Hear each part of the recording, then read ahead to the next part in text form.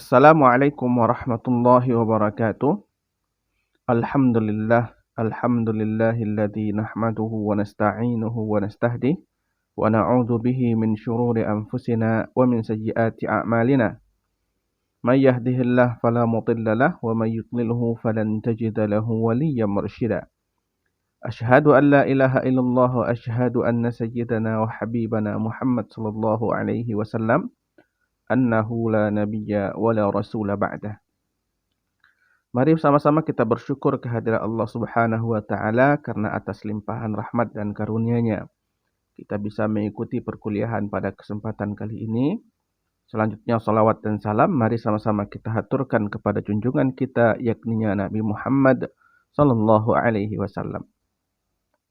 Melanjutkan dari kajian kita pada mata kuliah Ushulul Fiqh, materi kita yang kelima yaitu tentang Masadirul Ahkam yang ketiga, dengan pembahasannya itu adalah istihsan dan istishab. Maka sebelum kita memulai perkuliahan ini, mari kita berdoa semoga Allah Subhanahu wa taala melimpahkan kepada kita ilmu yang bermanfaat. Rabbana zidna ilma warzuqna fahma wa alhiqna bis salihin.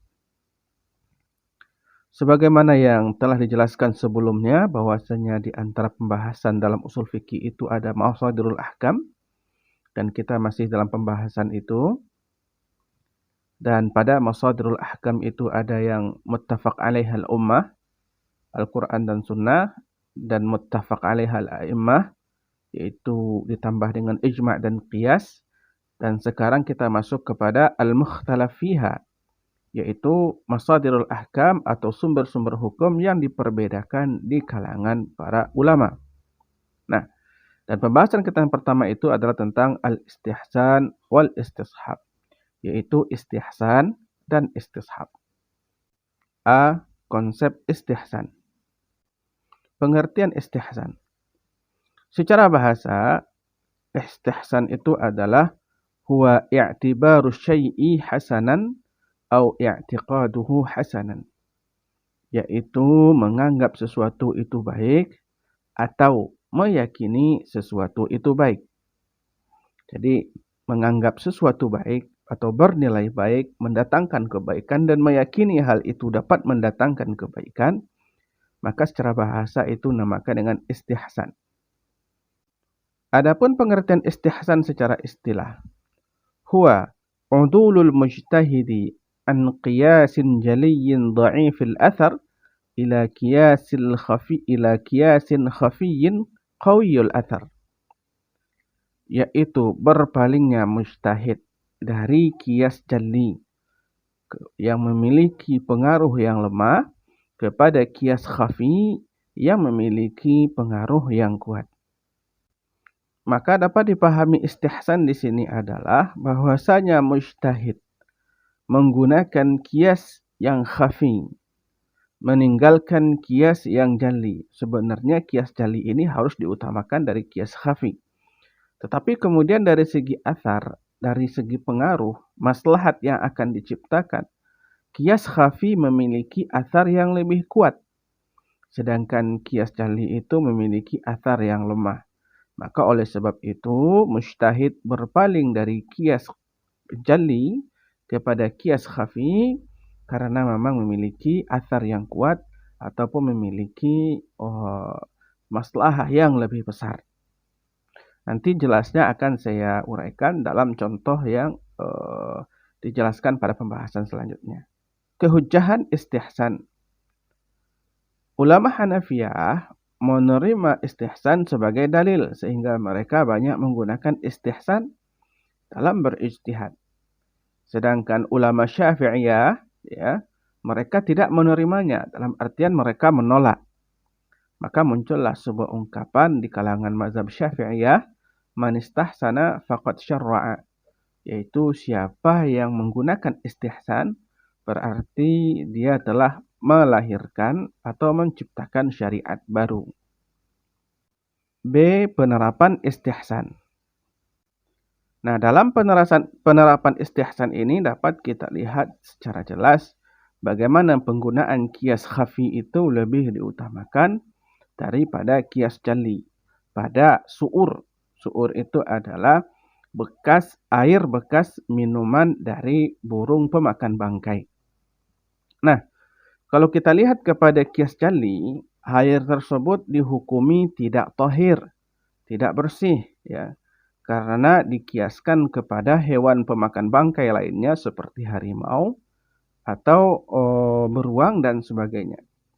Nah, kalau kita lihat di sana, air sisa minum harimau ataupun beruang atau hewan pemakan bangkai lainnya, ya, itu dihukumi tidak bersih, ya. Tetapi kemudian kalau seandainya kita lihat cara minum dari hewan pemakan bangkai tersebut berbeda dengan cara meminumnya harimau atau beruang atau hewan pemakan bangkai lainnya. Yang mana burung pemakan bangkai itu minum dengan menggunakan paruh. Nah, paruh itu adalah tulang. Sehingga dengan demikian berbeda dengan cara minum harimau yang mana menggunakan lidah. Sehingga dengan hasil hukum yang dilahirkan adalah dengan cara istihsan, sisa air minum burung pemakan bangkai itu dihukumi thahir, bersih. Sehingga kemudian bisa digunakan untuk bertoharah.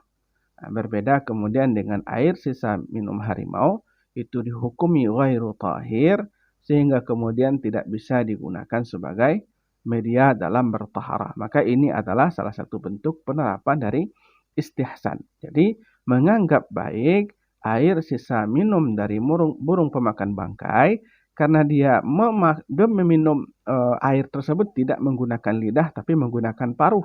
Paruh itu adalah tulang dan tulang itu suci dan bersih karena dia bisa digunakan sebagai salah satu media dalam beristijmar. B. Konsep istishab. Pengertian istishab. Secara bahasa, kata istishab merupakan istif'al minas suhbah. Maka dengan istishab. Sedangkan pengertian al-istishab secara istilah, al-hukmu bithubuti amrin fi zamanil thani bina'an ala thubutihi fi zamanil awwali lifaqdani ma yasluhu littaghyir. Artinya adalah menetapkan hukum atau tetapnya hukum pada sebuah perkara pada waktu yang kedua atau pada waktu sekarang binaan berdasarkan kepada tetapnya hukum pada perkara tersebut pada waktu yang pertama atau pada waktu sebelumnya karena tidak adanya hal yang merubah ketentuan hukum pada perkara tersebut. Jadi jika sesuatu telah ditetapkan baik, selama tidak ada perkara yang merubahnya, maka sekarang hukumnya pun tetap baik.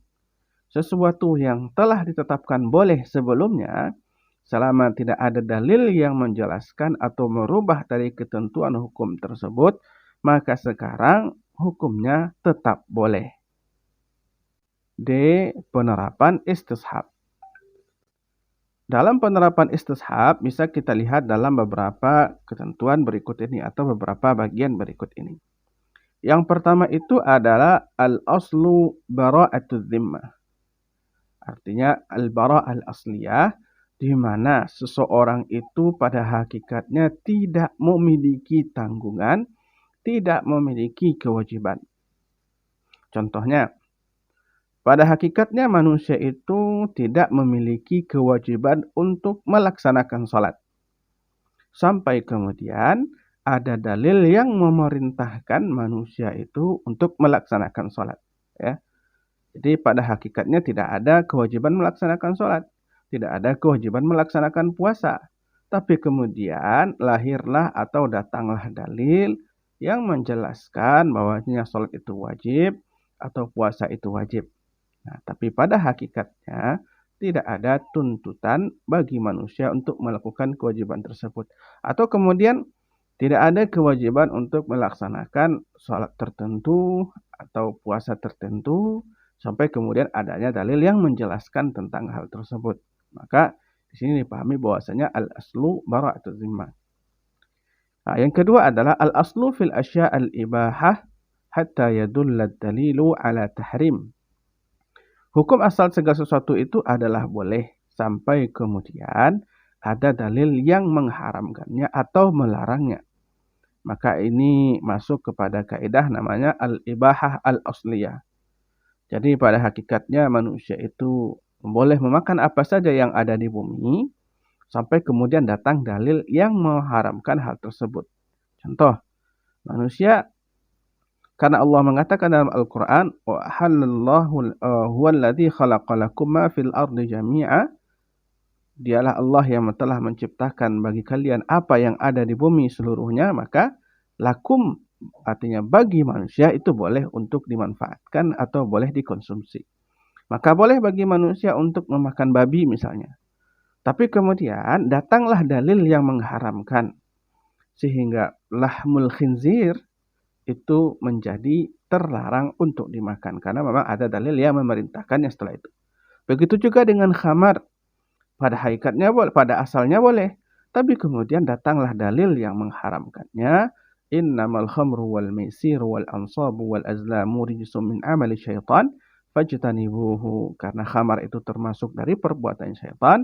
Maka tinggalkanlah. Kemudian al-aslu baqa'u ma kana ala ma kana. Maksudnya adalah tetapnya sebuah perkara sebagaimana perkara itu ditetapkan awalnya. Nah, ini dapat kita pahami melalui contoh misalnya ada seseorang ketika dia meninggalkan kampung lalu pergi merantau sampai kemudian tidak ada beritanya. Apakah kemudian mungkin sudah setahun, 2 tahun ya, tidak ada keterangan, tidak ada berita apakah orang itu masih hidup atau sudah meninggal. Maka berdasarkan kepada kaidah ini, orang tersebut dihukumi masih hidup. Ya, tidak boleh dikatakan meninggal karena tidak ada berita yang menjelaskan atau tidak ada bukti yang menyatakan bahwasanya dia itu telah meninggal. Maka berdasarkan kaidah ini, baqa'u ma kana ala ma kana, dia tetap dihukumi hidup sehingga kemudian jika seandainya ada kewarisan, ya mungkin dia statusnya sebagai anak yang meninggal adalah ayah. Karena tidak ada kabar beritanya, dia dihukumi tetap hidup, maka harta atau bagian dari warisannya itu tetap disisihkan untuk dirinya. Tidak boleh dianggap dia mati atau telah tiada selama tidak ada berita ataupun bukti yang menyatakan dia telah mati. Atau kemudian tidak ada putusan yang pengadilan yang menyatakan dia itu dihukum telah mati. Nah, lalu kemudian yang terakhir, al-yaqin la yuzalu bisyakki, ya, ini adalah sifat. Maksudnya di sini adalah contohnya.